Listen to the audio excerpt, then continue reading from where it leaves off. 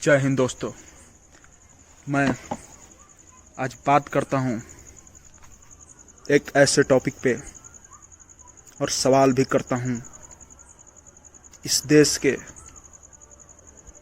प्रत्येक नागरिक से, इस देश के हुक्मरानों से, इस देश के सरकारों से।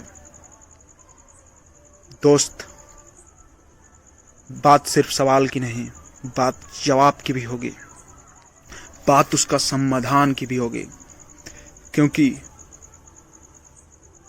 लोग बात केवल सवाल की करते हैं, सवाल पूछते हैं, समाधान पर कोई बात नहीं करता। और ये हमारे देश के प्रत्येक नागरिक का एक कर्तव्य है कि वो सवाल के साथ साथ बात समाधान की भी करे। क्योंकि दोस्त, आपको करना होगा समाधान की बात, आपको सॉल्यूशन निकालना होगा। आप सवाल करते हैं सरकार से। दोस्त, सरकार कोई भी हो, किसी का भी हो, मेरे लिए इस देश की सरकार सिर्फ हिंदुस्तान, मेरे लिए सरकार सिर्फ भारतीय है। दोस्त, सवाल ये है कि क्या इस देश में शिक्षा का ये अधिकार प्रत्येक नागरिक के है, और क्या इस देश के प्रत्येक नागरिक को शिक्षा मिल रहा है या नहीं। दोस्त, आप सब बताना कि इस देश शिक्षा अधिनियम 2006 6 से 14 साल के बच्चों को शिक्षा देना कंपलसरी है। तो फिर क्यों इस देश की ऐसा तबका जिसको कोई बात नहीं करता और वो भीख मांग कर खाता है, वो गरीबी, क्यों उनको शिक्षा से वंचित है? वो क्यों नहीं इस पे कोई बात करता कि वो आखिर क्यों शिक्षा से वंचित रह रहे हैं और वो भीख मांग रहे हैं? क्यों उनको लेबर करना पड़ रहा है? चाइल्ड लेबर एक्ट 1986, इसका क्यों उल्लंघन होता है? क्यों इसका जांच नहीं होता? क्यों इस पे कोई ध्यान नहीं देता? दोस्त, चाइल्ड लेबर एक्ट 1986, आप भी जानते हो कि बहुत ऐसे हमारे देश में गरीब बच्चे हैं जो काम करते हैं तब वो 2 रोटी खा पाते हैं। दोस्त, सरकार कानूनें बनाती है, लेकिन कानून देखना सिर्फ सरकार का काम नहीं है।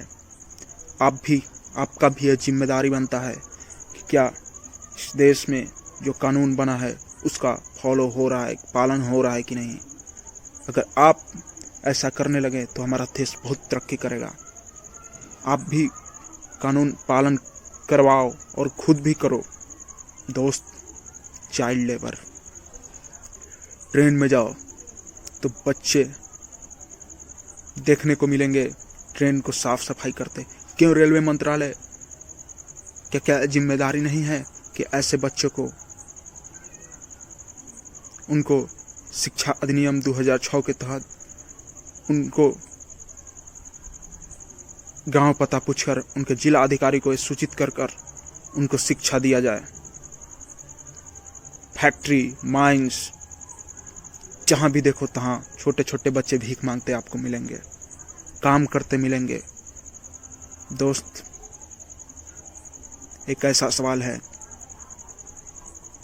जो आप सबको बहुत छोटी लग रही होगी कि ये क्या बात कर रहा है। दोस्त, ये जो छोटी छोटी बातें हैं यही हमारे देश को अंदर से कमजोर करती है, एक अंदर से झकझोरती है। क्योंकि इस देश का प्रत्येक नागरिक, चाहे अमीर हो, चाहे गरीब हो, चाहे किसी भी धर्म का हो, किसी भी जात का हो, किसी भी मजहब का हो, मैं इन सब का बात नहीं करता। मैं बात करता हूँ कि वह सिर्फ भारतीय है, उसका पहचान सिर्फ भारतीय है, और वह क्यों उस शिक्षा से वंचित रह रहा है। क्या आपका अधिकार नहीं है? दोस्त, क्रांति लाना होगा इस देश में, फिर से युवा क्रांति। आपको बात करना होगा। ये जो आपके पास फ़ोन है, ये एक बहुत बड़ी ताकत है। आप उठाओ फ़ोन और दिखाओ अपने हुक्मरानों को, अपने सरकारों को कि अब ये जो डिजिटल और सरकार के साथ साथ आपका भी एक जिम्मेदारी बनता है, आपका भी एक कर्तव्य बनता है कि आप भी इस पे बात करो। दोस्त,